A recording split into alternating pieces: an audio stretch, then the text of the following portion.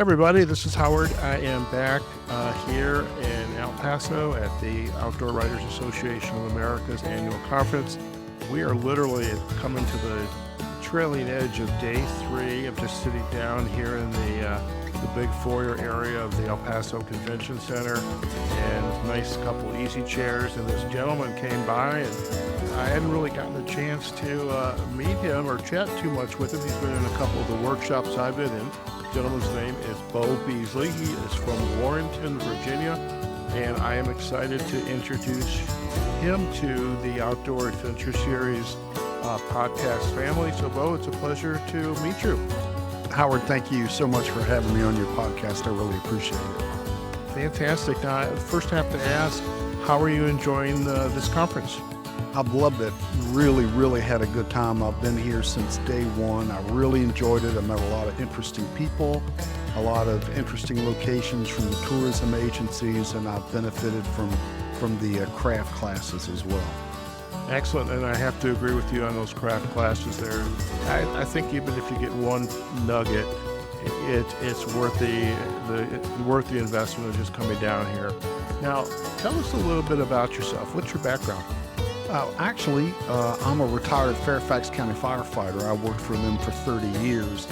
And in my time in the fire department, I ran a call with the elderly gentleman who got stung by a bee. And I was just making small talk with him on the way to the hospital because I picked him up in Burke Lake in Fairfax County, Virginia.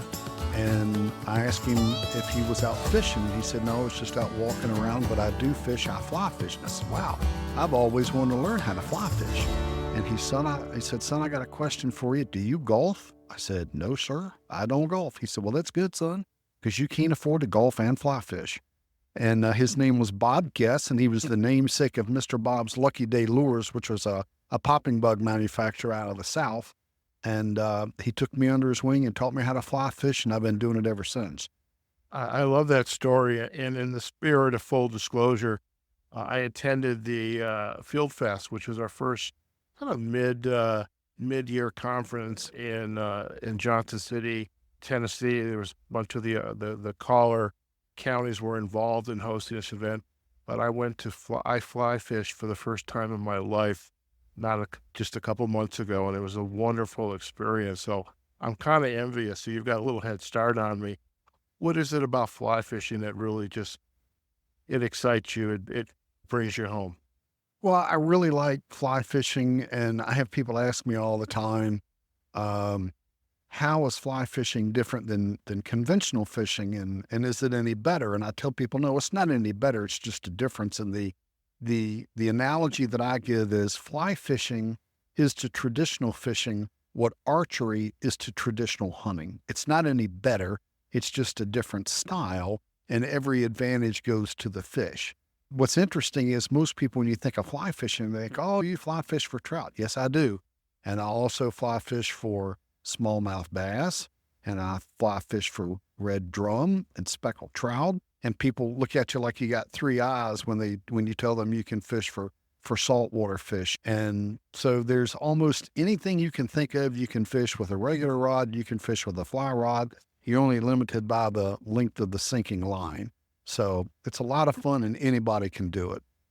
I love it. Now, with this passion for fly fishing, you are here at the OWAA conference, and how are you going to consume all the information from these workshops? What was the purpose? What's your why for being here? Well, I wanted to come here to make some more connections. Also, I just came out with a new book, so I was looking to try to get some publicity for my book, which is Healing Waters: Veteran Stories of Recovery in Their Own Words. And it's 32 narratives about real-life veterans, why they went into the service, how they got injured, and how fly fishing brought them back. And it's men and women and all branches of the service. So I came here because I wanted to reconnect with some of my fellow outdoor brother and sister writers, and to talk to some of the destinations and tourism people that were here. And quite frankly, to pick up some tips from some of the classes. I went to a business strategy class while I was here, and that was probably one of the most beneficial ones that I went to. It helped me think about some things in a way that I hadn't done before. So I really enjoyed that. I also enjoyed the class put on by the Theodore Roosevelt Conservation Partnership, talking about the threats of the Rio Grande River and some of the challenges that they're having with keeping water in the river for various reasons and all the various stakeholders. So it's been well worth my time and effort in coming, and I've really enjoyed my stay here in El Paso in the great state of Texas. That's fantastic. And some of the nuggets that you've shared, and you just never know what you're going to get. But I do want to circle back for a second.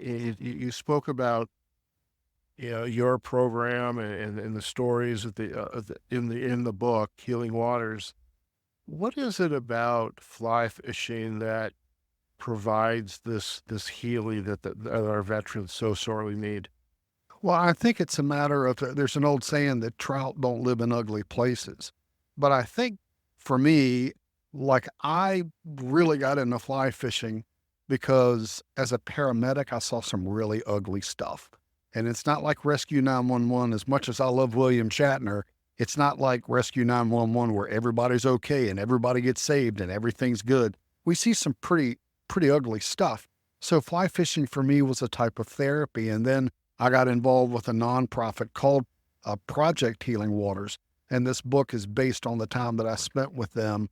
It took me almost 8 years to do this book. And I calculated at one time, I probably spent over 5,000 hours working on it because I got to be friends with these veterans. And they told me how fly fishing helped them reconnect with themselves. And some of it is physical and some of it is mental.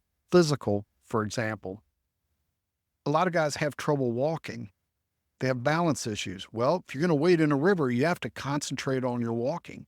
Some of them have eye-hand coordination issues. Well, fly tying is perfect for that.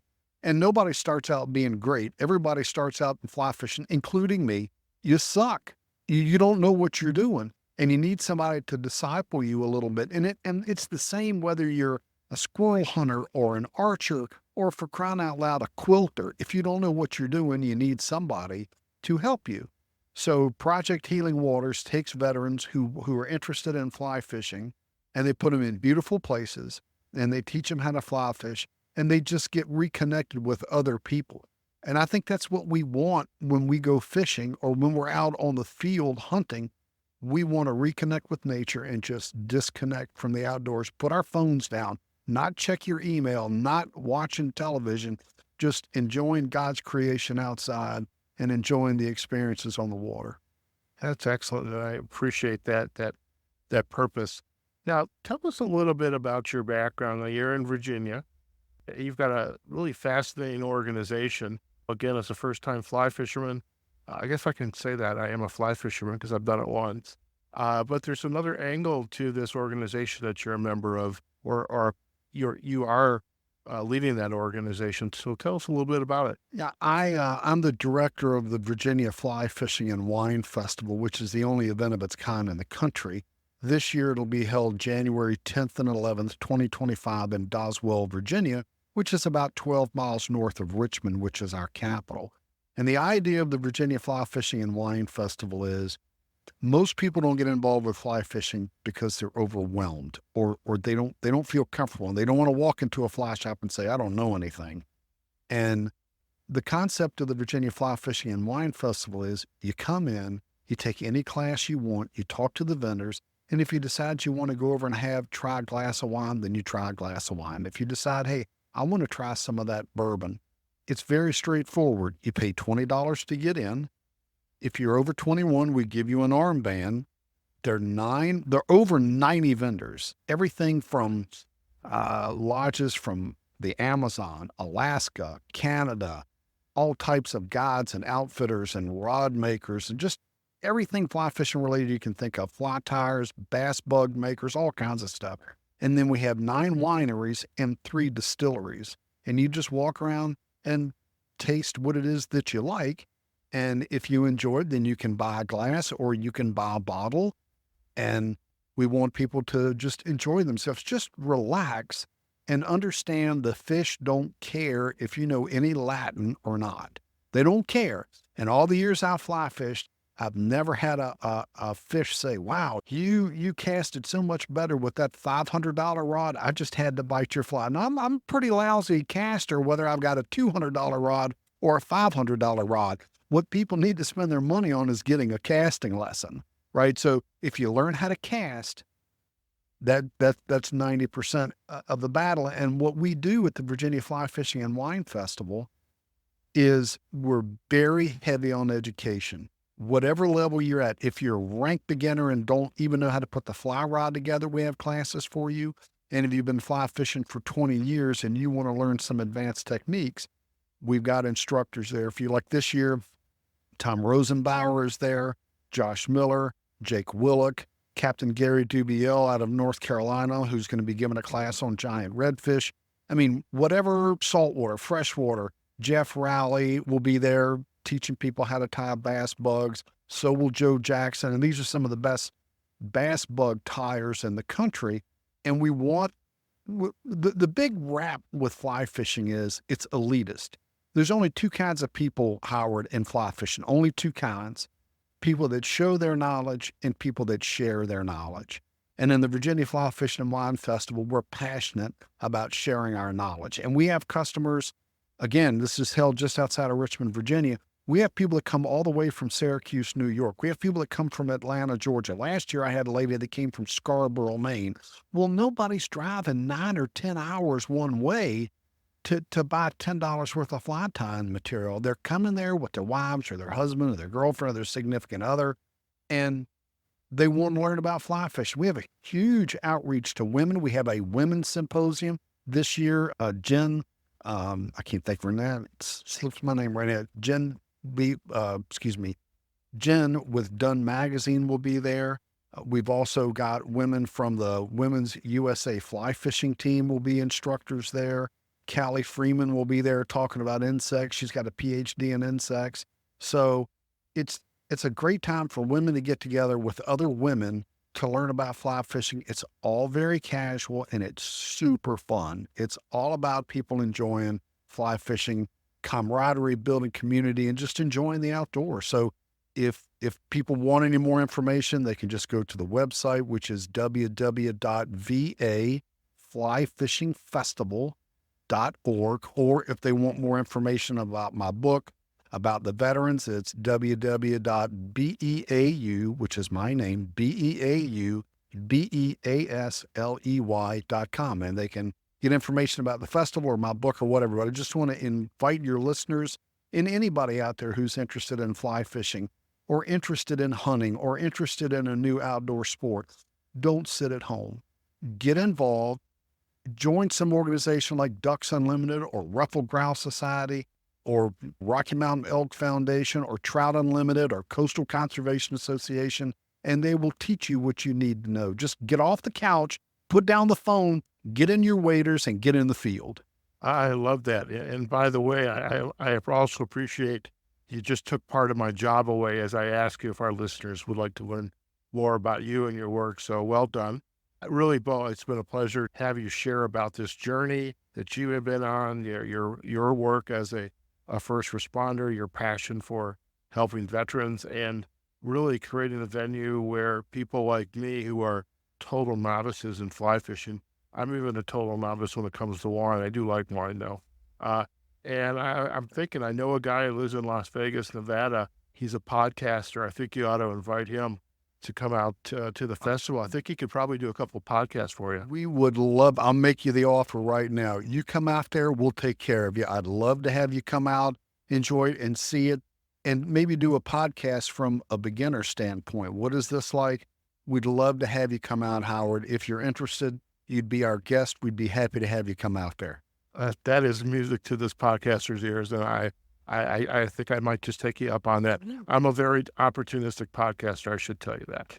Listen, Beau, it's been a pleasure. I hope you, again, have enjoyed this conference. I know it's your second conference here, and just hope you have much success and continue to really, like myself, just absorb and learn, develop relationships, network, and we get to create good things and make a difference in people's lives. So thank you for spending time here on the Outdoor Adventure Series podcast. Thank you, Howard, and I look forward to seeing you at the Virginia Fly Fishing and Wine Festival. That sounds like a plan. All right, folks, this is Howard and the Outdoor Adventure Series podcast. You can find us on our website, outdooradventureseries.com.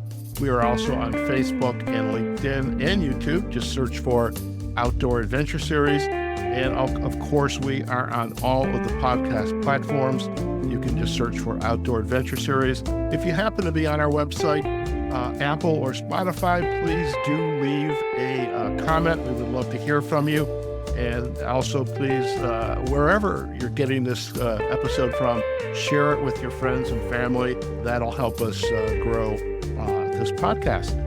Okay, folks, wherever you are, whatever you're doing, go out there, have a phenomenal day. And we look forward to having you join us on a future episode of the Outdoor Adventure Series podcast. Take care now.